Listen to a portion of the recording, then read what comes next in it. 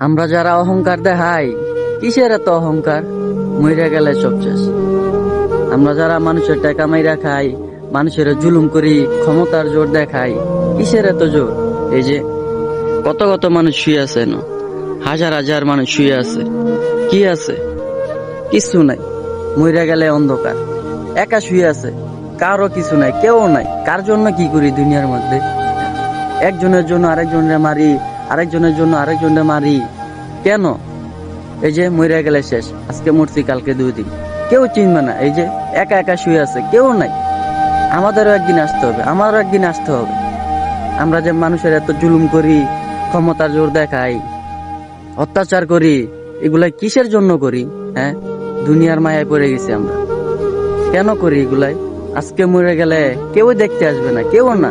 2-1 দিন আসবে, তারপর কেউ আসবে না, কেউ না। আমাদের একাই থাকতে হবে। তা আমরা কেন জুলুম করি? কেন দুনিয়ার মায়ায় পড়ে রয়েছি? আল্লাহ তাআলা আমাদের সবাইকে বুঝার তৌফিক দান করুন। কবর প্রতিদিন ডাক দিয়ে বলে, আনা বাইতুদ দুধ। প্রত্যেকের কবর প্রত্যেককে ডেকে বলে, ও আল্লাহর বান্দা, জানো আমি